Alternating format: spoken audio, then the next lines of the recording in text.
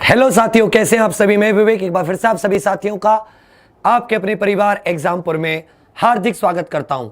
हमें एग्जामपुर कलम से क्रांति आवाज टोन बिल्कुल अच्छे से पहुंच रही है आप लोगों तक। और ऐसे कॉपी उठा के बताइए कि आपके हाथ में कॉपी और पेन है या नहीं है। कॉपी और पेन लिए बिना मत बैठना। चलिए स्टार्ट करते हैं बिना समय गवाए। मूल विधि पढ़ रहे हैं, अर्थात वो लॉज, वो कानून, वो नियम जो हमारी डेली एक्टिविटीज, जो हमारे रोजमर्रा के एक्शंस और बिहेवियर को कंट्रोल करते हैं, बिहेवियर को रेगुलेट करते हैं, हमारे कार्य व हमारे व्यवहार को रेगुलेट करते हैं, नियमित करते हैं। रेगुलेट करते हैं या नियमित करते हैं। दो प्रकार के हमने कल बहुत अच्छे से पढ़ा। एक वो कानून जो क्रिमिनल होते हैं। क्रिमिनल मतलब हमारे क्राइम, हमारे जो क्रिमिनल एक्ट्स होते हैं, क्रिमिनल एक्शंस होते हैं, हमारे आपराधिक कानून जो होते हैं, उन आपराधिक कानूनों को, हमारे जो आपराधिक कार्य होते हैं, आपराधिक कार्य और व्यवहार, अर्थात हमारे ऐसे कार्य जो अपराध की श्रेणी में आते हैं। किसकी श्रेणी में आते हैं? क्राइम की श्रेणी में आते हैं। समाज के हिसाब से वो क्राइम है। इसमें भी बहुत बड़ा अंतर है। क्राइम क्या है, इसकी कोई एक डेफिनेशन नहीं है कि जो दुनिया में मान्य हो। क्राइम हर एक देश के हिसाब से अलग अलग डिफाइन हो सकता है। जैसे अडल्ट्री, धारा 400, जो एक अडल्ट्री वाला जो क्राइम होता है, जिसमें कि आप अपनी शादी से बाहर जाके किसी और से संबंध रख सकते हैं, यह भारत में अपराध है। यह भारत में क्या है? अपराध है। यह क्या है? भारत में अपराध। परंतु इंग्लैंड में यह अपराध नहीं है। तो इसका मतलब हमें क्राइम को डिफाइन करना होगा। हमें राज्य के अकॉर्डिंग, उस देश, बेटे से बंद करो, या उस देश या उस राष्ट्र के अकॉर्डिंग हमें क्राइम को डिफाइन करना होगा। और वो क्राइम जो हम डिफाइन करेंगे, जिसको हम परिभाषित करेंगे, और यदि परिभाषित क्राइम को आपके कार्यों द्वारा, आपके कार्य मतलब आपके द्वारा कोई परिभाषित क्राइम या अपराध किया जाता है, तो उसको नियमित करने के लिए हमें क्रिमिनल लॉज की जरूरत पड़ती है। किसकी लॉज की जरूरत पड़ती है? क्रिमिनल। ये जो कानून होते हैं, क्रिमिनल लॉज, ये अक्सर ऐसे कार्य और व्यवहार, एक्शन और बिहेवियर को रेगुलेट करते हैं कि जिससे पूरी सोसाइटी या पूरी समाज पर असर पड़ता है। पूरी सोसाइटी या पूरे के पूरे समाज पर उसका असर दिखता है। उन्हें हम समाज के खिलाफ अपराध कहते हैं। ठीक है। इसका दूसरा हमने बताया था सिविल लॉ। सिविल लॉ में क्या होता है कि उसमें नागरिक, सरकार के बीच में विवाद हो सकता है, नागरिकों के बीच में विवाद हो सकता है, लेकिन उन कार्यों से पूरे समाज पर कोई असर नहीं पड़ता। पूरे समाज पर कोई असर नहीं पड़ता। तो उसे हम क्या कह देते हैं? सिविल कानून कह देते हैं, या उसे नागरिक कानून कह देते हैं, या उसे दीवानी कानून भी कह देते हैं। जहां कल आपने लिखा था सिविल, वहीं एक को लिख लीजिए दीवानी कानून। जबकि जो अपराध से संबंधित होते हैं उन्हें क्रिमिनल, आपराधिक या फौजदारी कानून भी कहते हैं। यहां तक तो आपको कोई दिक्कत नहीं होनी चाहिए थी। चलिए, यह सब कल हमने बहुत बेहतरीन तरीके से अच्छे से कर लिया था। अब हम आज बात करेंगे क्रिमिनल लॉ की। कहां से शुरुआत कर रहे हैं हम? क्रिमिनल लॉ, अर्थात ऐसे कानून जो हमारे ऐसे एक्शन और बिहेवियर पर प्रतिबंध लगाते हैं या उसकी सजा देते हैं जिससे दूसरे को नुकसान होता हो। जिससे दूसरे को क्या होता हो? नुकसान होता हो। क्या होता है समझिएगा कि इंसान पीस एंड सिक्योरिटी चाहता है। इंसान क्या चाहता है? Piece and security. पीस का मतलब शांति चाहता है, और सिक्योरिटी का मतलब सुरक्षा चाहता है नागरिक। परंतु साथ साथ नागरिकों में भी आपस में क्या होता है, कंपटीशन होता है संसाधनों के लिए, और सब लोग अपना भला चाहते हैं, अर्थात सेल्फ असर्शन होता है। क्या होता है? Self assertion. नागरिकों में कंपटीशन होता है, प्रतियोगिता होती है उन्हीं संसाधनों के लिए, और अपना स्वग्रह होता है। क्या होता है? स्वाग्रह। स्वाग्रह का मतलब है, या आप ये कह सकते हो कि स्वयं का भला हो, बाकी सब भाड़ में जाओ। एक तरफ इंसान शांति और सुरक्षा चाह रहा है, दूसरी तरफ इंसान को प्रतियोगिता भी करनी है और साथ साथ अपने लिए भी सब कुछ करना है। इससे क्या होता है कि विवाद बढ़ते हैं। क्या होता है? विवाद बढ़ते हैं। और विवाद बढ़ने की श्रेणी में जो समाज के नागरिक होते हैं या समाज के सदस्य होते हैं, वो कुछ ऐसे कार्य कर गुजरते हैं जिनका असर पूरे समाज पर पड़ता है। उसी को हम किस में परिभाषित करते हैं? उसी को हम क्रिमिनल लॉज में परिभाषित करते हैं। किस में परिभाषित करते हैं बच्चा? क्रिमिनल लॉज में परिभाषित करते हैं। तो लिख लीजिए क्रिमिनल लॉ। क्रिमिनल लॉ या आपराधिक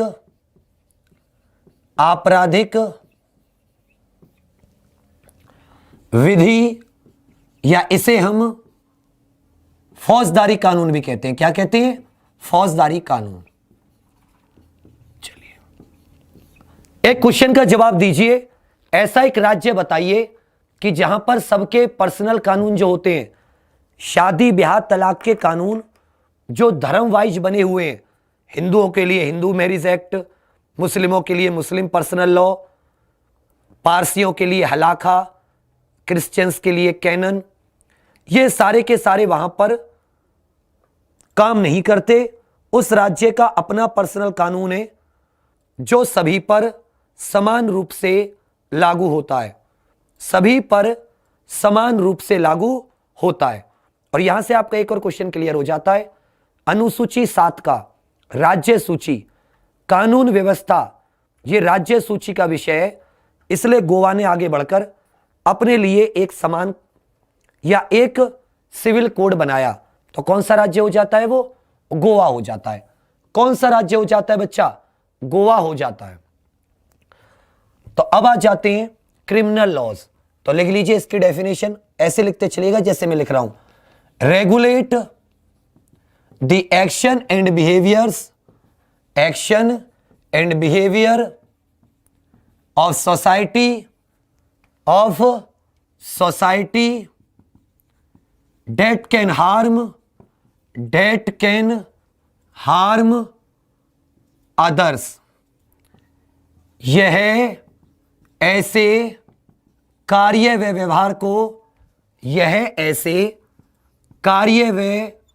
व्यवहार को नियमित करते हैं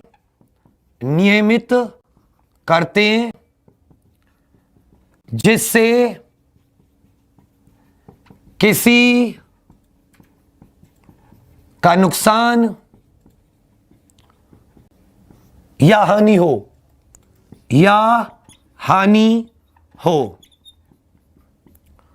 जिससे किसी का नुकसान या हानि हो, इस तरीके के एक्शंस को हम क्या कहते हैं?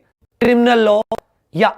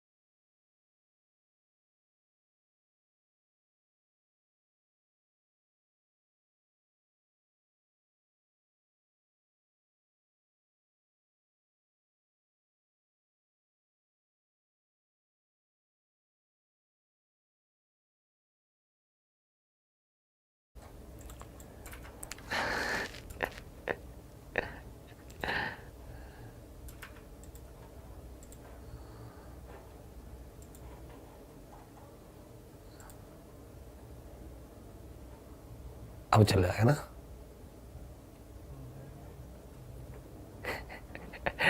ये क्या मुझे करंट सा लग गया, कितना अजीब सा लग रहा होगा, बच्चे हंस रहे होंगे, बोला मास्टर को क्या हो गया सूखे से को।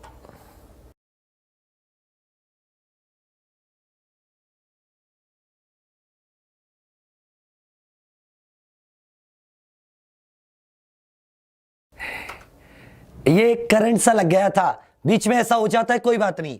ये थोड़ी सी ऑनलाइन स्टडी की ये थोड़ी सी प्रॉब्लम है, पर चले कोई बात नहीं, होती हैं चीजें, फिर ठीक भी हो जाती हैं। ये जो और यही जो हमारे हार्मफुल एक्ट अर्थात जिससे किसी की हानि होती है, इसी को हम किसकी श्रेणी में रखते हैं? क्राइम्स की श्रेणी में रखते हैं, अपराध की श्रेणी में रखते हैं। तो इसका मतलब डेफिनेशन आ जाती है, अपराध क्या होता है?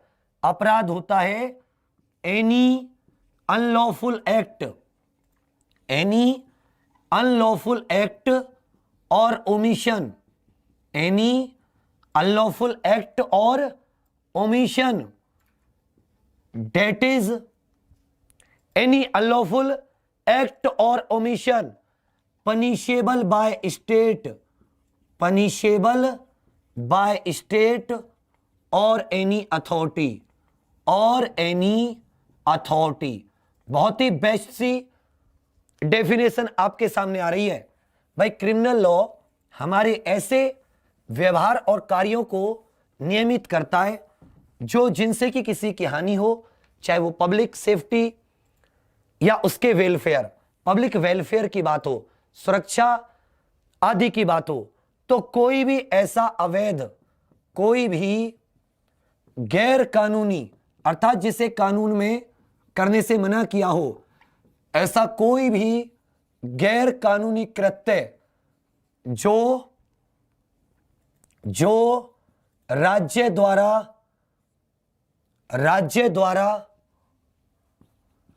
दंडित हो वह अपराध कहलाता है। क्या कहलाता है? अपराध कहलाता है। ऐसा कोई भी गैर कानूनी कृत्य के साथ साथ एक शब्द चूक भी लगा लेना। क्या लगा लेना? चूक, अर्थात ओमिशन। जैसे क्या हुआ कि किसी नर्स की ये ड्यूटी थी, बहुत इंपॉर्टेंट क्वेश्चन है, किसी नर्स की ये ड्यूटी थी कि इमरजेंसी वार्ड में भर्ती किसी मरीज के कोई बोतल या कोई इंजेक्शन लगी है, डेक्सट्रोज की बोतल लगी है, और वो उसे चेक करती रहे कि वो सही से काम कर रही है नहीं कर रही है, या उसको आर्टिफिशियल कृत्रिम ऑक्सीजन दी जा रही थी, तो वो चेक करती रहे कि उसको कृत्रिम ऑक्सीजन दी जा रही है या नहीं दी जा रही है। परंतु नर्स से चूक हो गई, वो अपने फोन पर घर बात करने लगी और अपनी मम्मी से बताने लगी मेरी सास ऐसे करती है, मेरा ससुर ऐसे कहता है, और क्या हुआ कि वो मरीज जो वैसे उसके पैर कब्र में लटके हुए थे, वो पूरा का पूरा कब्र में चला गया, वो मर गया। तो यहां पर नर्स से चूक हुई है और वो भी एक अपराध है, गैर इरादतन हत्या, नॉन वॉलेंट्री डेथ, नेग्लिजियंस हुआ उसके एंड पर, उसके सिरे से। तो ये बहुत इंपॉर्टेंट है। कृत्य के साथ साथ यदि कोई कार्य उसका था परंतु उस कार्य करने से चूक जाता है, तब भी वो किस में काउंट होता है? अपराध में काउंट होता है। अपराध दो तरीके के होते हैं। अपराध कितने तरीके के होते हैं? दो तरीके के होते हैं। एक को बोलते हैं फेलोनीज। क्या बोलते हैं? फेलोनीज। हिंदी में इसे घोर अपराध कहते हैं। क्या कहते हैं? घोर अपराध, जिनके लिए बड़ी सजा मिलती है, ज्यादातर 1 साल से अधिक और मृत्यु दंड तक की सजा मिलती है। 1 साल से अधिक, मृत्यु दंड तक की सजा मिलती है। एक होते हैं मिस डिमीनर, बोलते हैं इन्हें। क्या बोलते हैं? कुछ अपराधों को मिस डिमीनर बोलते हैं, डिमीनर कहते हैं। ये तुच्छ अपराध होते हैं। क्या होते हैं? तुच्छ अपराध, जिनके लिए छोटी मोटी सजा होती है। एक हो गए फेलोनी और एक हो गए मिसडिनेमर, जिनके लिए तुच्छ अपराध भी हम लोग इन्हें कहते हैं।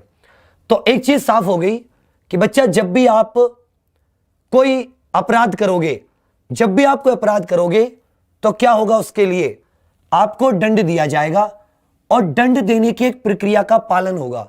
दंड देते हुए एक प्रक्रिया का पहले तो यह डिसाइड किया जाएगा कि आपको दंड, कि आपने अपराध क्या किया है और उस अपराध करने से आपको दंड क्या मिलेगा, और फिर दंड दिलाने की प्रक्रिया क्या होगी। ये सभी की सभी आपराधिक विधि के अंतर्गत आती हैं। प्रक्रिया क्या होगी, तो सबसे पहले क्या आता है कि एक्चुअल में आपने जो अपराध किया है वो कैसे माना जाए कि अपराध आपने किया है, और आपने जो अपराध किया है किन कारणों से, किस वजह से किया है। इसका मतलब क्राइम के क्या होते हैं, कुछ एलिमेंट्स होते हैं। क्या होते हैं, कुछ एलिमेंट्स या कुछ तत्व होते हैं। एलिमेंट्स ऑफ क्रिमिनल लॉ भी कह सकते हैं, एलिमेंट्स ऑफ क्राइम भी कह सकते हैं। अर्थात अपराध या आपराधिक विधि के तत्व, किन चीजों को मिलाकर एक अपराध अपराध बनता है, बहुत इंपॉर्टेंट है। तो सबसे पहले क्या आता है, एक आपने कोई ऐसा कार्य किया हो, आपने कोई ऐसा कृत्य किया हो, आपने कोई ऐसी फिजिकल एक्टिविटी की हो जिससे किसी को नुकसान पहुंचे या नुकसान पहुंचने की संभावना हो। अर्थात एक्ट का मतलब क्या होता है, कार्य। एक्ट का मतलब क्या होता है, कार्य, कृत्य। आपने कोई ना कोई ऐसा कृत्य किया हो, ऐसा कोई ना कोई आपने एक्शन किया हो, कार्य किया हो कि जिससे किसी को नुकसान पहुंचने की आशंका हो। इसको यदि मैं सिंपल भाषा में लिखूं तो हानिकारक कृत्य, खतरनाक कृत्य भी कह सकते हो इसको, हानिकारक कृत्य। इसको आप क्राइम का भौतिक कृत्य भी कह सकते हो, फिजिकल एक्टिविटी भी कह सकते हो क्राइम की, फिजिकल एक्टिविटी या भौतिक कृत्य भी कह सकते हो। क्या कह सकते हो आप, भौतिक कृत्य भी कह सकते हो। दूसरी बात, इसे आप जिस रूप में हमें अपराध दिखाई देगा, जैसे किसी का मर्डर हुआ है तो अपराध आपको मृत्यु के रूप में दिखाई देगा, किसी के घर चोरी हुई है तो अपराध आपको चोरी के रूप में दिखाई देगा। असल में ये एंड स्टेज होती है क्राइम की, कि अपराध का अंतिम, कि जहां पर हमें अपराध हुआ है ये दिखाई देता है। कभी कभी इसमें अपराध होने की संभावना भी होती है, उस बात को हम थोड़ी देर बाद डिस्कस करेंगे। एक्टस रिया, ये हमारे उस कृत्य को बताता है, अर्थात ये हमारे गिल्टी एक्ट को बताता है। क्या बताता है, गिल्टी एक्ट या दोषी कृत्य। दोषी कृत्य की जो आपने कृत्य किया है, आपने जो ये काम किया है, ये क्रिमिनल लॉ के अंतर्गत आपराधिक, और इस खास आपराधिक विधि के अंतर्गत ये क्या है, ये दंडनीय या एक दोषी है, पहली चीज। तो इसका मतलब किसी भी क्राइम के अंदर पहला तत्व क्या होता है कि वो क्राइम हुआ हो, वो क्राइम हुआ हो। जैसे मेरे मन में आया कि मैं किसी का मर्डर करूं, पहले मेरे मन में आया, अब वो बात किसी को नहीं पता, ठीक है, ना इसको पता, ना इसको पता, ना इसको पता, ना इसको पता, किसी को नहीं पता कि मेरे मन में आया है मर्डर हुआ है, मैं मर्डर करूंगा किसी का, किसी को नहीं पता। और जब मैं मर्डर कर देता हूं, जब मर्डर हो जाता उस व्यक्ति का, उसकी फिजिकली डेथ हो जाती है, तो वो मेरा मर्डर, या मैं मर्डर की कोशिश करता हूं, उस पर वार करता हूं, तो उस समय जो मैं भौतिक, जैसे उस पर चाकू मार रहा हूं या बंदूक चला रहा हूं या किसी और तरीके से उसका मर्डर कर रहा हूं, तो वहां पर जो भौतिक कृत्य दिखाई दे रहा है, एक्शन जो मेरा दिखाई दे रहा है, फिजिकल एक्टिविटी जो मेरी दिखाई दे रही है, वो किस में आ रही है, एक्टस रिया में। पुलिस तभी आती है ना कि उसका मर्डर हो गया या उस पर हमला हो गया, वो आपस में लड़ाई कर रहे हैं, तो क्या आएगी, पुलिस आएगी, तो दिखाई देगा। कुछ केस ऐसे भी होते हैं कि जिनमें भौतिक कृत्य का होना जरूरी नहीं है कि मेरा मर्डर हुआ ही हुआ हो। कभी आपने देखा होगा कि लोग एक दूसरे को मृत्यु की धमकी दे देते हैं, मर्डर की धमकी देते हैं ना, जान से मारने की धमकी, जान से मारने की धमकी। तो अभी तो सिर्फ धमकी दी है, अर्थात उस व्यक्ति के दिमाग में आया और उसने सामने वाले को बता दिया यहां पर मारा तो नहीं गया, गिल्टी एक्ट तो नहीं हुआ, तो वो भी अपराध की श्रेणी में आती है अगर किसी को जान से मारने की धमकी दी जाती है। लेकिन फिर भी जो जज होगा, आप लॉयर हो या पुलिस वाले हो, तो आपको ये सब चीज प्रूव करने के लिए कहेगा, तभी वो क्राइम मानेगा, तभी वो क्राइम मानेगा। क्योंकि कल मैंने आपको एक चीज बताई थी, क्या बताई थी, कि क्राइम के समय पर जो प्रूफ होता है, अर्थात जो एविडेंस होता है, जो सबूत होता है, बताइए वो सबूत कैसा होना चाहिए। यदि किसी क्रिमिनल को आपको सजा दिलानी है तो जज एक एक बात क्लियर कर लेना चाहता है, वो पूरे मन को बना लेना चाहता है, वो कहीं से भी कमी नहीं छोड़ना चाहता। इसलिए वो जो एविडेंस मांगता है वो संदेह से परे मांगता है, कि जिस पर जरा भी संदेह ना हो, एविडेंस बियॉन्ड रीजनेबल डाउट। याद है कल मैंने लिखवाया था, कैसा मांगता है, संदेह 100% श्योर। उसके लिए एक शब्द भी बताया था आपको, बियॉन्ड रीजनेबल डाउट, संदेह से परे एविडेंस मांगता है। यदि जज को लगेगा जरा भी संदेह है तो वो उस क्राइम उसे किसका फायदा देगा। कहते हैं ना कि शक के बिना पर बस शक है, कंफर्म नहीं है, उसको शक के बिना पर छोड़ देगा। याद रखिएगा। तो एक्टस रिया में कोई भी दोषी कृत्य किया जाता है। चलिए सेकंड चीज जो आती है, सेकंड चीज आती है कि कोई भी दोषी कृत्य, कोई भी गिल्टी एक्ट विदाउट इंटेंशन या बिना इरादे के नहीं होता। अर्थात यदि आपने कोई अपराध किया है तो आपका इरादा भी होगा, अर्थात मेंस रिया। सेकंड कंपोनेंट क्या जाता है, मेंस रिया, जिसे हम गिल्टी माइंड भी कहते हैं। क्या कहते हैं, गिल्टी माइंड या दोषी मन, या इसे हम लोग गिल्टी माइंड भी कहते हैं, इसे दोषी मन भी कह सकते हैं, और इसे हम चाहें तो इरादतन भी कह सकते हैं। क्या कह सकते हैं, दोषी इरादा भी कह सकते हैं। हमारे मन की इच्छा, इंटेंशन, हमारा इरादा, कि किसी भी क्राइम के पीछे कोई ना कोई इरादा होता है, बिना इरादे के कोई क्राइम नहीं किया जाता। ये दो चीजें होनी बहुत ही ज्यादा जरूरी हैं किसी भी क्राइम के अंदर। परंतु कभी कभी क्या होता है कि इनमें से कुछ ऐसे मुकदमे होते हैं, कुछ ऐसे अपराध होते हैं जो इनमें से एक या दो चीज को हटा देते हैं। वो अभी हम पढ़ेंगे कैसे। तीसरा जो होता है, तीसरा एलिमेंट, वो होता है ह्यूमन। क्या होता है, ह्यूमन, अर्थात मानव। याद रखिएगा, जो गिल्टी एक्ट या गिल्टी इंटेंशन है वो किसी मानव की होनी चाहिए। किसकी होनी चाहिए, मानव की।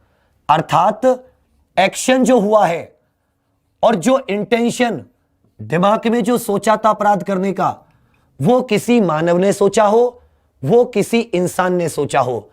कोई कृत्य या इरादा यदि क्राइम का बनाया है तो वो किसने बनाया हो, किसी मानव ने बनाया हो। यदि मानव की जगह आप यहां पर किसी मानव की जगह आप यहां पर किसी और को रख दोगे, मान लो किसी, जैसे आपने अक्सर देखा होगा कि रोड पर एक सांड जा रहा था। क्या जा रहा था, सांड बिगड़ गया और उसने एक इंसान को टक्कर मारी और उस इंसान की क्या हो गई, मृत्यु हो गई। क्या हो गई, मृत्यु हो गई। तो सांड पर मुकदमा नहीं चलाया जाएगा। यदि किसी व्यक्ति की मृत्यु हो जाती है, ऐसे केस में तो उसे एक्सीडेंट मान लिया जाता है, उसे दुर्घटना मान लिया जाता है। क्या मान लिया जाता है, दुर्घटना। सांड पर मुकदमा नहीं चलाया जाएगा। परंतु यदि यह सांड ना होकर किसी का मेल बफेलो होता, किसी का भैंसा होता, किसी के घर की गाय होती, भैंस होती, पालतू की बात करता हूं। किसकी बात कर रहा हूं, पालतू। और इससे छूटकर, पालतू मतलब इसका कोई ना कोई मालिक है, इसका कोई ना कोई ऑनर है। यदि डोमेस्टिकेटेड गाय भैंस काऊ बफेलो है तो इसका कोई ना कोई मालिक है, और ये छुट के रोड पर आ जाती है और टक्कर मार के किसी को मृत्यु या घायल कर देती है, टक्कर मारकर, तो मुकदमा चलेगा भैंस या गाय पर नहीं, उसके मालिक, उसके ऑनर पर, क्योंकि इसके एंड से, इसके सिरे से एक नेग्लिजियंस हुई है, या आप ये कह सकते हो कि इसके सिरे से एक लापरवाही हुई है। तो लापरवाही से मृत्यु का मुकदमा, लापरवाही से घायल करने का मुकदमा, ये इस पर चलेगा। तो इसका मतलब यदि आपको क्राइम साबित करना है तो आपको मनुष्य को लाना होगा, और साथ साथ आपने एक चीज शुरुआत से पढ़ी है कि क्राइम मतलब किसी का नुकसान, किसी को हानि पहुंचाना। तो एक चौथी चीज क्या होनी चाहिए? इंजरी या हार्म प्रिंसिपल भी होनी चाहिए। इंजरी या हार्म अर्थात चोट या हानि भी कोई ना कोई रिजल्ट के तौर पर होनी चाहिए। तो आपने देखा कितने एलिमेंट आ गए, ये मैंने भारत के हिसाब से बताएं। एक्टसरिया, मेंसरिया, एक्टसरिया, मेंसरिया, ह्यूमन, मानव, और चौथा क्या बताया मैंने? इंजरी या कोई हार्म, इंजरी या कोई हार्म, अर्थात ये हो जाता है दोष, दोषपूर्ण या दोषी कृत्य, दोष से भरा हुआ, ये हो जाता है दोषी मन, ये हो जाता है दोषी मन, ये हो जाता है मानव, और ये हो जाता है चोट या हानि।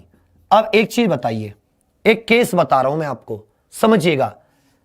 कभी कभी इन चारों का होना जरूरी नहीं होता, कभी इन चारों का होना जरूरी नहीं होता, कभी इसमें दो का होना जरूरी होता है, दो तो कम से कम इसके अंदर हो ही हो, दो का होना तो अक्सर इसमें जरूरी होता है। कैसे?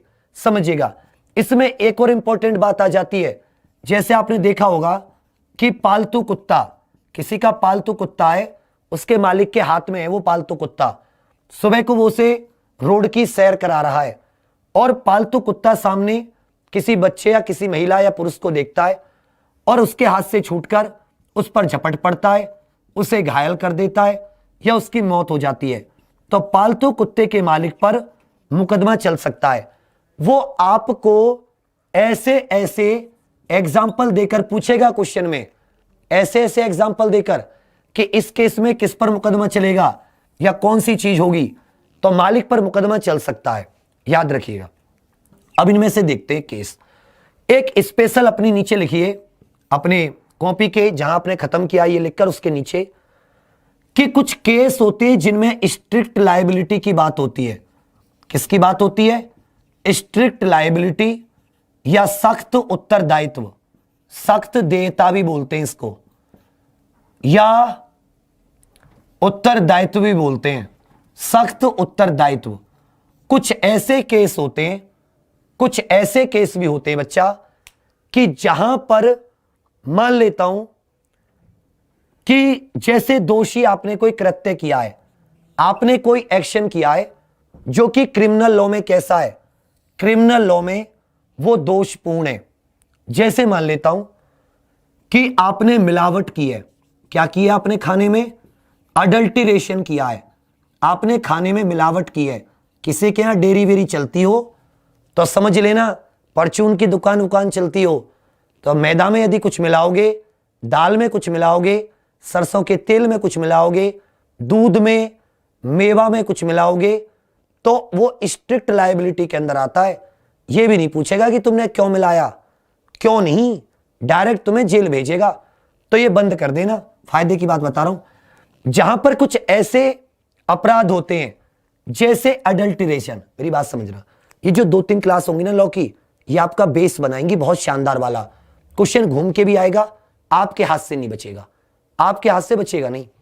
जैसे मिलावट, अब इसकी बात सुनो, मिलावट, एक मिलावट का केस समझते हैं। मिलावट, दूध में मिलावट की, दूध में कुछ वो मिला देते हैं, वॉशिंग पाउडर वगैरह जो कुछ भी, और मिलाने के बाद में उसे मार्केट में बेचा और ये रास्ते में ही पकड़ लिया गया। ये व्यक्ति जो अडल्ट्रेशन वाला था, मिलावट वाला था, ये पकड़ लिया गया। यदि ये पकड़ लिया जाता है, अब इसको अदालत में लाया गया, इसने कहा जी मैंने तो सिर्फ मिलावट करी है, मैंने दूध को बेचा थोड़ी ना है, मेरे से किसी की हानि थोड़ी ना हुई है। क्योंकि हमने देखा क्राइम के लिए किसी की हानि, हार्म, नुकसान होना चाहिए। देखो जी, ना तो मैंने बेचा, ना किसी की हानि हुई, ना मैंने एक्टस रिया किया, अभी बेचा नहीं, एक्टस रिया तो मैंने किया क्योंकि उसमें मिला दिया है। और जी मेरे मन में तो कुछ ऐसा था नहीं कि मैं किसी को मार दूंगा, इसे मेरा दोषी मन नहीं था, मैंने कुछ सोच समझ के नहीं किया। तो वहां पर ये सारी की सारी जो दलीलें ये खोखली साबित होंगी। क्यों? क्योंकि जब आपने उस चीज में कोई मिलावट की, जब आपने वो क्राइम, वो एक्शन किया, वो दोषी एक्शन है ना आपका, मिलावट करना। आप जानते हैं कि मिलावट करना क्राइम है, अपराध है, जानना। अगर आप याद रखिएगा, अगर आप ऐसा कहते हैं कि हम क्राइम के बारे में नहीं जानते तो भी कुछ नहीं, आप भारत के नागरिक हो, आपको कानून के बारे में जानकारी होनी चाहिए। तो मिलावट एक अपराध था, लेकिन वो आपने किया, कृत्य। अब वहां यह साबित करने की जरूरत नहीं है कि आपका मन दोषी था इसलिए आपने मिलावट की। वो पहले से ही इसमें छुपी हुई है वो बात कि जब आपने मिलावट की, क्योंकि मिलावट करने से आप पहले से जानते थे कि किसी का नुकसान हो सकता है, अर्थात आपका इरादा पहले से था, आपको पता था, आपको नॉलेज थी, आपको इस बात का ज्ञान था कि मिलावट से किसी का नुकसान हो सकता है, तभी तो आप मिलावट कर रहे हो, अपना फायदा, किसी का नुकसान, अर्थात आप रॉन्गफुल गेन कर रहे हो। क्या कर रहे हो? Wrongful gain. आप क्या कर रहे हो? रॉन्गफुल गेन, दोषपूर्ण लाभ कमा रहे हो, सदोष लाभ। और आईपीसी में सदोष लाभ के लिए आपको मेंस रिया की जरूरत नहीं पड़ती, इस तत्व की जरूरत नहीं पड़ेगी। जज आपके सिर्फ, आपने ना बेचा ना आपने कुछ किया, इसी के आधार पर आपको सजा दे देगा, और लंबी सजा बता रहा हूं। तो कुछ ऐसे जैसे ये स्ट्रिक्ट लायबिलिटी वाला केस हो गया, सख्त, क्योंकि इसमें सरकार जो है वो सख्त रहना चाहती है, जिससे कि सोसाइटी में एक सही संदेश जाए, एक सही संदेश जाए। यदि इसमें दोषी मन की बात आ जाती तो उसको प्रूव करना बहुत ही भारी पड़ जाता, और यदि प्रूव करना भारी पड़ जाता तो वो बच के निकल जाते, जिससे और लोग भी मिलावट करते। रॉन्गफुल गेन, एक बात बताऊं आपको, हमारी आईपीसी में कहीं भी इस शब्द का जिक्र नहीं है। ये शब्द जो है वो इन सब में छिपा हुआ है। सदोष लाभ, आपके मन में था ना, आपका इरादा साफ था कि मैं मिलावट करूंगा तो बेशक मैं दोष का काम कर रहा हूं, गलत काम कर रहा हूं, रॉन्ग काम कर रहा हूं, फिर भी मुझे लाभ होगा। इसका मतलब आपका इरादा पहले से साफ था, इसमें प्रूव करने की जरूरत नहीं है। ऐसे एक केस होता है जिसमें आप भारत सरकार से क्या करते हैं, भारत सरकार के खिलाफ आप युद्ध छेड़ने का कोई षड्यंत्र वगैरह करते हैं। क्या करते हैं? भारत सरकार के खिलाफ कोई षड्यंत्र या कोई कॉन्स्पिरेसी रचते हैं, कॉन्स्पिरेसी रचते हैं। तो आपको पता है कि आपका, जैसे मान लेता हूं, आप भारत सरकार के खिलाफ युद्ध छेड़ने के लिए आप दो धार्मिक समूहों के बीच में, आप दो धार्मिक समूह या दो रिलीजियस ग्रुप्स के बीच में, किसी के मस्जिद में आपने कुछ गलत चीज फेंक दी, किसी के मंदिर में आपने कुछ गलत चीज फेंक दी, और आपने लोगों को भड़का दिया, धार्मिक समूह को आपस में भड़का दिया कि जिससे दंगा फसाद हो जाए। इसका मतलब आप राज्य के खिलाफ ये अपराध कर रहे हो। ये 120A 121 में जो पहुंच जाती हैं, राज्य के खिलाफ देशद्रोह आदि षड्यंत्र कर रहे हो, वहां पर आपने कृत्य किया, आपने मांस के टुकड़े मस्जिद में फेंके, आपका वही दोषी कृत्य आपके क्राइम के लिए काफी है। वहां पर मेंस रिया करने की जरूरत नहीं है, यह प्रूव करने की जरूरत नहीं है कि आपका मन दोषी था। जब आपने वो मांस का टुकड़ा फेंका, आप ये बात बेहतर तरीके से जानते थे कि मुस्लिमों के लिए भी वो अवैध है, हिंदुओं के लिए भी वो अवैध है। आप साफ तौर पर, आपका वहां पर कृत्य साफ था, आप वहां पर अपना फायदा लेने के लिए, सदोष लाभ उठाने के लिए आपने इन धार्मिक समूहों में झगड़ा करा दिया, तो इस केस में भी कौन सा बनेगा? स्ट्रिक्ट लाइबिलिटी का केस है, सख्त देयता का केस है। You don't have to prove mens rea. आपको यहां पर मेंसरिया साबित करने की जरूरत नहीं है कि उस व्यक्ति का मन दोषी था। परंतु यदि मर्डर होता है, क्या होता है? मर्डर होता है, तो मर्डर में आपको ये साबित करने की जरूरत है एक एक चीज। फॉर एग्जाम्पल कोई सा भी मर्डर उठा लीजिए, कोई भी मर्डर किसी का भी, उस मर्डर में जो प्रोसिक्यूटर होता है, सरकारी वकील होता है, जो मुकदमे के खिलाफ मतलब मुकदमा लड़ रहा होता है, उसको प्रूव करना होता है कि भाई जैसे मान लेता हूं कि मैंने किसी को चाकू मारकर उसकी मृत्यु कर दी, तो मेरा एक्ट तो हो गया, मेरा कृत्य तो हो गया, मैंने चाकू मारा, प्रूव कर दिया कि यह व्यक्ति इस वक्त यहां पे मौजूद था और इसने इसे चाकू मारा, ठीक है। अब आपको मेरा मोटिव क्या था, मेरा इरादा क्या था, मेरी इंटेंशन क्या थी, क्यों मारा, क्या मेरे दिमाग में था, क्या मैंने दिमाग से पहले सोचा और तब उसको मारा था, प्री प्लानिंग करके। इन सब चीजों की बात आपको साबित करनी होती है, तभी मर्डर फांसी तक पहुंचता है, वरना मर्डर में कुछ सालों की सजा भी दी जाती है। और यदि आप साबित नहीं कर पाते तो मर्डर करने वाला व्यक्ति बरी भी हो जाता है, उसका एक्विटल भी हो जाता है, क्योंकि क्रिमिनल लॉ में मैंने आपको बता दिया, जो व्यक्ति होता है उसको पहले से मासूम समझा जाता है, इनोसेंट समझा जाता है। अब मैं आपको एक केस बता रहा हूं, धारा 511 आईपीसी की धारा 511, ठीक है, आप सभी ने पढ़ी है। आईपीसी की धारा 511, अटेम्प्ट टू मर्डर, इसमें आप अटेम्प्ट कर रहे हो, इसमें आप क्या कर रहे हो? अटेम्प्ट कर रहे हो, अर्थात आप मर्डर की कोशिश कर रहे हो, आप अपराध की कोशिश कर रहे हो। अब कोशिश की कई स्टेज हो सकती हैं। आपने उसको कुल्हाड़ी मारी, लेकिन उसको कुल्हाड़ी नहीं लगी, कुल्हाड़ी साइड में हो गई। अब आपको ये जो प्रूव करना बहुत ही मुश्किल हो जाता है कि आपने अटेम्प्ट किया था उस व्यक्ति के ऊपर, इसको भी यहां पर दोषी कृत्य तो हो जाता है। एक केस ऐसा समझिए कि जिसमें दोषी कृत्य ही नहीं होता, जैसे मान लेता हूं कि आपकी गर्लफ्रेंड है और खूब पैसे वाली गाड़ी वाली है, उसने आपको पकड़ लिया कि आप उसे धोखा दे रहे हो। आपने जैसे पंजाबी गानों में देखा होगा, अब पंजाबी गानों में जब आपने देखा कि तो वो आप उसके बाहर आगे खड़े होकर और ऐसे उसे डांस वांस करके दिखा रहे हो या फोन पे बात कर रहे हो, क्या कर रहे हो? फोन पे बात। उसे गुस्सा आया और उसने कार आपके ऊपर चढ़ाने की कोशिश की, आप साइड से हट जाते हो, तो यहां पर भी बेशक आपको हानि नहीं हुई, लेकिन अटेम्प्ट का केस यहां पर भी बनता है, अटेम्प्ट का केस यहां पर भी बनता है, कोशिश का केस यहां पर भी बनता है। चलिए, ये सारी की सारी बातें आपके मन को, आपके दिमाग को वो करने वाली हैं, घिसने वाली हैं।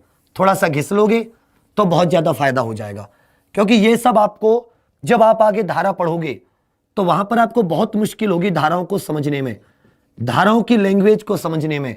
सामान्य, समान, एक एक वर्ड याद रखिएगा, कानून का एक एक वर्ड की अपनी कीमत होती है, पनिशमेंट की अपनी कीमत होती है, पनिशमेंट शब्द क्या अपनी वैल्यू होती है, और यदि कंपनसेशन की बात करें तो उसकी अपनी वैल्यू होती है। यही लॉ की खुशबू है एक तरीके से। चलिए, कभी कभी क्या होता है कि वो आपने अपराध किया भी नहीं और तब भी आपको सजा मिल सकती है। जैसे आप लूट या डकैती की योजना बना रहे थे, तो आपने देखा होगा कि पुलिस ने 3, 4, 5 लोगों को लूट की योजना बनाते हुए गिरफ्तार किया। तो अब योजना बनाते हुए में सिर्फ क्या था? मेंसरिया था। क्या था? मेंसरिया, सिर्फ इरादा था। उन्होंने किया थोड़ी ना बेचारों ने कि वो वहां पर पहुंचे और कोई कार्य किया है, बिल्कुल नहीं, सिर्फ योजना बना रहे थे। तो इससे भी कभी कभी यदि एक कुछ केसों में जहां पर स्ट्रिक्ट लायबिलिटी होती है, वहां पे क्राइम को होने से पहले रोकना जरूरी होता है, वहां पर यदि 1-2 तत्व कम भी पड़ते हैं तो भी सजा दी जाती है। यह मैं बताने की कोशिश कर रहा था। अब एक और लिख लीजिए, क्रिमिनल लॉ भी मुख्य दो प्रकार से होते हैं। एक को कहते हैं सबस्टेंटिव लॉ। क्या कहते हैं? Substantive law. एक को क्या कहते हैं हम लोग? सबस्टेंटिव लॉ, मूल विधि। सबस्टेंटिव लॉ, मूल विधि। इसमें क्राइम की डेफिनेशन होती है, डेफिनेशन एंड पनिशमेंट लिखी हुई होती है। क्या लिखी हुई होती है? Definition and punishment of crime. Definition and punishments of crime, अर्थात अपराध की परिभाषा व दंड होते हैं। इसमें क्या दिए होते हैं? परिभाषा और दंड दिए होते हैं। इसमें क्या दिया होता है बच्चा? परिभाषा और दंड दिए होते हैं। जबकि एक होता है प्रोसीजरल लॉ। एक क्या होता है? Procedural law. प्रोसीजरल लॉ, ये प्रक्रिया विधि कहते हैं इसको। क्या कहते हैं? प्रक्रिया विधि। इसमें दंड दिलाने का प्रोसीजर लिखा रहता है, प्रोसीजर ऑफ पनिशमेंट, कि दंड कैसे दिलाया जाना है। प्रोसीजर ऑफ पनिशमेंट अर्थात दंड की प्रक्रिया। दंड की प्रक्रिया क्या होगी? किन किन चरणों से गुजरना पड़ेगा। यदि मूल विधि की बात करें जिसमें डेफिनेशन और पनिशमेंट दिए हुए हैं, तो हमारे यहां पर आईपीसी आ जाती है, आईपीसी 1860। और प्रक्रिया की बात करें तो हमारे पास सीआरपीसी 1973 आ जाती है। क्या आ जाती है? सीआरपीसी 1973। सबस्टेंटिव लॉ, मूल विधि बोलते हैं, मौलिक विधि भी बोलते हैं इसे। क्या बोलते हैं? मौलिक विधि, जिसमें परिभाषाएं लिखी होती हैं, डेफिनेशन लिखी होती हैं, और जो प्रक्रिया, वो प्रोसीजर, कि यदि रिपोर्ट होती है, क्राइम होता है, क्राइम के बाद में कैसे पकड़ना है, कब मजिस्ट्रेट के पास लाना है, कब बेल मिलेगी नहीं मिलेगी, फर्स्ट इंफॉर्मेशन रिपोर्ट कैसे लिखनी है, कहां क्या होना है, ये सारी की सारी बातें किस में आ जाती हैं? प्रक्रिया विधि या प्रोसीजरल लॉ में आ जाती हैं। आईपीसी सबस्टेंटिव लॉ का उदाहरण है और सीआरपीसी ये प्रोसीजरल लॉ का उदाहरण है। किसका उदाहरण है? प्रोसीजरल लॉ का उदाहरण है। चलिए, यहां तक आपको कोई डाउट हो तो बताइए। पहले याद रखिएगा, पेड़ को तब काटो जब आपकी कुल्हाड़ी पूरी तरीके से पैनी हो गई हो। दिमाग आपका पूरी तरीके से पैनी हो जाएगा तो रटने वाली चीजों को आप रट सकते हो, लेकिन याद रखिएगा कि मूल विधि में रटने जैसा कुछ नहीं है, क्योंकि वो आपसे सिंपल नहीं पूछेगा कि ये किससे है, कभी कभी पूछ लेगा, वो भी बिल्कुल बीच से। जैसे मैं कल बता रहा था, धारा 502 से 509 पूछी थी, 405 से 409 शायद, तो बिल्कुल अंदर तक की पूछेगा, नहीं तो एक एक चीज को एग्जाम्पल के तौर पर पूछेगा। अब मुझे कोई भी क्रिमिनल लॉ की 5 विशेषताएं बताएगा। क्रिमिनल लॉ की, आपराधिक विधि की 5 विशेषताएं, आपराधिक विधि की 5 विशेषताएं, आपराधिक विधि की 5 विशेषताएं, कि अपराध की जो विधि होती है, अर्थात ऐसे नियम जो अपराध को परिभाषित भी करते हैं, सजा का प्रावधान भी करते हैं, उनकी विशेषताएं या कैरेक्टरिस्टिक्स क्या होती हैं।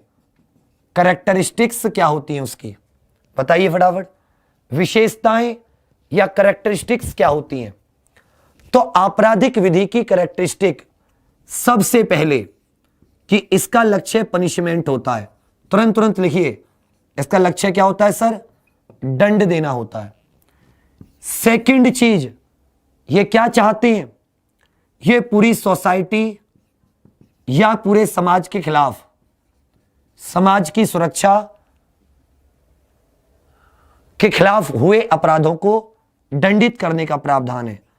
इसमें जो प्रूफ होता है वो बियॉन्ड रीजनेबल डाउट होता है, बियॉन्ड रीजनेबल डाउट होता है। प्रूफ बियॉन्ड रीजनेबल डाउट या संदेह से परे होता है। क्या होता है? संदेह से परे होता है। चौथी चीज क्या होती है बताइए? चौथी चीज क्या होती है? कि इसे गवर्नमेंट सबूत इकट्ठा करती है, सरकार स्टेट सबूत इकट्ठा करता है, सरकार मुकदमा लड़ती है। पांचवी चीज एक दो और बताइए, पनिशमेंट, सोसाइटी, संदेह से परे, इसमें क्या होता है, और मुकदमा कौन लड़ता है? मुकदमा इसमें सरकार लड़ती है। एक आध और इसका बताइए। गोल भी हो गया, किसके खिलाफ होते हैं, एविडेंस हो गया, प्रोसीजर अर्थात जो प्रोसिक्यूट करती है, जो मुकदमा लड़ती है, वो हमारी गवर्नमेंट हो गई। और कुछ इसमें बताइए। Punishment, society. आज मैंने एग्जांपल आपको बहुत सारे दिए हैं, ये जितने भी मेंस रिया, एक्टस रिया के मैंने एग्जांपल दिए, ये आपको अपना दिमाग स्थिर करने में बहुत हेल्प करेंगे। किसी भी चीज के बारे में आपको, जब आप किसी भी चीज के बारे में सोचोगे क्राइम से रिलेटेड, तो ये आपको बहुत ज्यादा हेल्प करेंगे। और ये जो हार्मफुल एक्ट आदि हैं उनको प्रतिबंधित करता है। क्या करता है? हार्मफुल, जो पूरे सोसाइटी के लिए हार्मफुल या हानिकारक कृत्य हैं, सिर्फ उन्हीं को प्रतिबंधित करने का काम करता है। अब एग्जाम्पल आ जाता है आपराधिक कानून में। क्या जाते हैं एग्जाम्पल? आ जाते हैं हमारी IPC, Indian penal code 1860, CrPC 1973, Indian evidence act, ये सारे के सारे किसमें आ जाते हैं? अपराध को कंट्रोल करने से संबंधित नियमों के अंतर्गत आ जाते हैं या विधि के अंतर्गत आ जाते हैं। तो इसका मतलब हम कहां पहुंच गए? अब हम आईपीसी तक पहुंच गए। क्राइम भी समझ में आ गया। अब देखो हम कैसे चले थे। एक सीढ़ी का चलने का एक रास्ता होता है, पहली सीढ़ी, दूसरी सीढ़ी, तीसरी सीढ़ी, चौथी चीज़ी, पांचवी, छठी, सातवीं, आठवीं, या डायरेक्ट आदमी ऐसे पहुंच जाता है? हाँ पहुंचता है, यदि बुजुर्ग होता है, 90 साल का है तो लिफ्ट की जरूरत होती है उसे। तुम 90 साल की हो क्या? अभी तो तुम्हारा सब कुछ करने की उम्र है, अभी कहां से तुम बीते हुए थोड़ी ना हो, ये तो तुम्हारी एज है। इसलिए सीढ़ी वाइज चढ़ो, लिफ्ट का सहारा मत लो। लिफ्ट का सहारा वो लेते खत्म होते हैं कतई, बिल्कुल कब्र की तरफ जा रहे होते हैं। चलिए, सबसे पहले आपने पहली सीढ़ी में लॉ को जाना, तुरंत समझ में आ गया तो मेरा काम होगा जब मैं एसआई बन जाऊंगा। लॉ कितने प्रकार का होता है आपने उसके टाइप जाने। आप पुलिस में जाना है आपको, तो आपका मेन काम किससे है? पुलिस और ये जमीन आदि के विवाद आपको देखने हैं। आपने क्रिमिनल लॉ के बारे में जाना, क्रिमिनल लॉ होता क्या है, किस तरह से काम करता है, किस तरह से वर्क करता है, उसके कार्यों के बारे में जाना, उसकी आत्मा, उसके कॉन्सेप्ट को समझा। एक एक चीज आपने कॉन्सेप्ट से समझी। पहली सीढ़ी, दूसरी, तीसरी, चौथी, पांचवी में अब आप एक एग्जांपल लोगे किसी क्रिमिनल लॉ का कि वो कैसे काम करता है। तो पांचवी सीढ़ी पर हम कहां गए? आईपीसी। आईपीसी 1860। तो हेडिंग बनाइए आईपीसी 1860। हेडिंग क्या बनाइए? IPC 1860, 1860, IPC 1860। फिर देखते हैं क्या होता है। और इस शनिवार को आपको एफडीआई के क्लास लूंगा। एफडीआई के ऊपर बहुत क्वेश्चन आ रहे हैं, छोटी छोटी सी चीजें समझाता चलूंगा, क्योंकि ये सोमवार से शुक्रवार तो हम इसी तरीके से चलेंगे। शनिवार इतवार याद है ना आपको, लंबी लंबी 2-2, 3-3 घंटे की मैराथन, जिससे कि आपके 3 सब्जेक्ट जीके के नॉर्मल वाले कवर होते चले। तो डाल दीजिए IPC, Indian penal code. Indian penal का मतलब होता है पेनल्टी, सजा। इंडियन पेनल कोड, भारतीय दंड, पेनल मतलब पनिशमेंट, भारतीय दंड संहिता। संहिता मतलब आचार व्यवहार को कंट्रोल करने वाला कोड। IPC 1860, IPC 1860, IPC 1860। आपको एक बात याद है कि अंग्रेजों के जमानों से पहले, और कुछ अंग्रेजों के जमाने की भी बात करें, कुछ शुरुआत के, अंग्रेजों के शुरुआत के कुछ जमानों के पहले की बात करें, तो आपने सुना होगा कि यदि आप कोई क्राइम करते थे, आप क्या करते थे, कोई क्राइम करते थे, क्या करते थे, कोई क्राइम करते थे,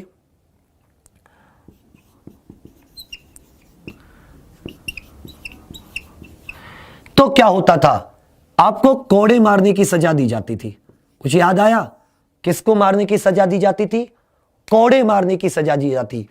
इवन यदि अरबी देश जो होते हैं, गल्फ कंट्री जो होती हैं, खाड़ी देश जो होते हैं, वहां तो आज भी यदि आपने कुछ छोटे मोटे क्राइम किए तो 50-100 कोड़े मारने की सजा दी जाती है। क्या मारने की सजा दी जाती है, कोड़े मारने की सजा।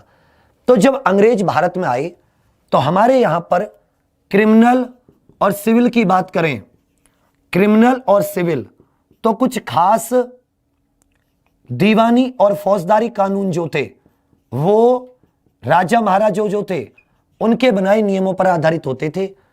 इसमें हिंदुओं पर हिंदुओं के लागू हो जाते थे, मुस्लिमों पर मुस्लिमों पर। इसमें क्राइम की जो ज्यादातर सजा वो मुस्लिमों का जब समय आया, इस्लाम का मतलब भारत में मुगल साम्राज्य और ये बाकी के साम्राज्यों का समय आया, तो कोड़े मारने की सजा बहुत ही ज्यादा कॉमन थी। लेकिन उसमें भी जो अपराध था वो सही से परिभाषित था नहीं। जैसे यदि शरिया कानून की बात करें तो एक किस्सस नाम का होता है। क्या होता है, किस्सा। इस किस्सा का मतलब है कि यदि कोई आपकी आंख निकाल लेता है तो बदला लेने के लिए आप उसकी आंख निकाल लो। कोई किसी की मृत्यु कर देता, आपको बदला चाहिए, आप उसकी मृत्यु कर दो। दियत में क्या होता था, ब्लड मनी। इसे क्या कहते हैं, ब्लड मनी। यदि किसी ने अपराध किया है, मृत्यु वगैरह किसी की, तो यदि वो मरने वाले के परिवार को कुछ पैसे दे दे तो वो छूट जाता था। तो इस तरह की जो चीजें थी वो अंग्रेजों के जमाने पर अंग्रेजों के सामने थी। अब इंग्लिश में तो पहले से लॉ था। अब इंग्लिश धीरे धीरे भारत पे क्या करते जा रहे थे, अपना अधिकार करते जा रहे थे। तो अब अंग्रेज चाहते थे कि जितने भी भारतीय हैं कम से कम क्राइम या अपराध के लिए उन पर यूनिफॉर्म कानून चले। उन पर कैसे कानून चले, यूनिफॉर्म, या जो सभी पर नियमित रूप से लागू हो, सभी पर एक समान रूप से लागू हो, सभी पर एक समान। कम से कम आपराधिक कानून तो ऐसा हो जो सभी पर एक समान रूप से लागू हो। और अपराध की सभी, यदि कोई एक अपराध होता है तो उसकी जो सजा है वो समान रूप से, मतलब मान लो कि हिंदू ने अपराध किया है, मुस्लिम ने अपराध किया मर्डर का, लेकिन सजा दोनों के लिए समान हो, अपराध दोनों के लिए समान तरीके से परिभाषित किया जाए। यह किसमें कहा गया, ये अंग्रेजों ने बात सोची गई। और इसके लिए 1833 से स्टार्टिंग हुई, एक चार्टर एक्ट आया। कौन सा एक्ट आया, चार्टर एक्ट या चार्टर अधिनियम। इस चार्टर अधिनियम में एक जो वायसराय की एग्जीक्यूटिव काउंसिल थी, जो वायसराय की काउंसिल थी, उसमें एक सदस्य लॉ मेंबर का पद जोड़ा गया। क्या जोड़ा गया, लॉ मेंबर का पद जोड़ा गया। और इसी चार्टर के शक्तियों का प्रयोग करते हुए जो वायसराय की काउंसिल का पहला विधि सदस्य बना, पहला law member, Lord Macaulay. Lord Macaulay की अध्यक्षता में, Lord Macaulay, Lord Babington Macaulay नाम था, लॉर्ड मैकाले चेयरमैन, और 3 अन्य व्यक्ति और थे। चेयरमैन ये तो अध्यक्ष हो गया, अध्यक्ष भी कह सकते हैं, और 3 व्यक्ति और थे। वे 3 अन्य व्यक्ति, इनके नाम भी कहोगे तो हम आपको इनके नाम भी लिखवा देंगे। 3 अन्य व्यक्तियों की अध्यक्षता में, लॉर्ड मैकाले की अध्यक्षता और 3 अन्य व्यक्ति, अर्थात 4 व्यक्तियों का पहला लॉ कमीशन ऑफ इंडिया बनाया गया, या लॉ कमीशन बनाया गया। क्या बनाया गया, लॉ कमीशन या प्रथम विधि आयोग बनाया गया।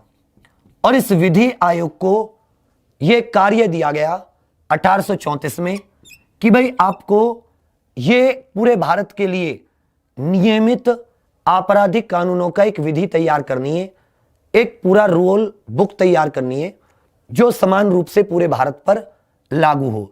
और पूरे भारत कहां, जहां जहां ब्रिटिश है पूरे भारत की बात नहीं कह रहे, जो जो हिस्से ब्रिटिश के अंतर्गत आते हैं वहां वो सभी पर समान रूप से लागू हो। तो इसी को लेते हुए 1834 में प्रथम विधि आयोग या लॉ कमीशन की स्थापना होती है। और ये जो लॉ कमीशन है ये अपनी रिपोर्ट 2 मई 1837 को 2 मई 1837 ये अपनी रिपोर्ट सौंपता है। क्या सौंपता है? रिपोर्ट सौंप देता है। रिपोर्ट इज सबमिटेड या ड्राफ्ट इज सबमिटेड, अर्थात आईपीसी का जो इनिशियल ड्राफ्ट था, शुरुआत का जो ड्राफ्ट था, वो ड्राफ्ट सबमिट कर देता है। 1834 में लॉर्ड मैकाले की अध्यक्षता में 2 मई 1837 को ड्राफ्ट सबमिट कर देता है। लेकिन यहां से बात ठंडे बस्ते में चली जाती है। यहां से बात किस में चली जाती है? ठंडे बस्ते में। जो बाकी वायसराय आदि आते रहते हैं वो इस पर कोई निर्णय नहीं लिया जाता और ये समय आ जाता है लॉर्ड डलहौजी का। अब एक क्वेश्चन यहां पे स्टार डाल के लिख लीजिए कि जो प्रथम विधि आयोग है 1834 में, वो लॉर्ड विलियम बेंटिक ने गठन किया था। उसका किसने गठन किया था? लॉर्ड विलियम बेंटिक द्वारा गठित। उसका अध्यक्ष कौन था? Lord Macaulay. Formed by Lord William Bentinck.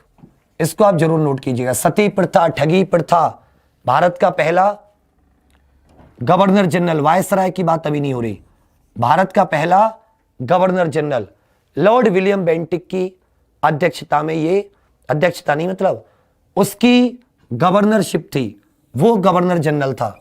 उस समय गवर्नर जनरल कौन था? Lord William Bentinck.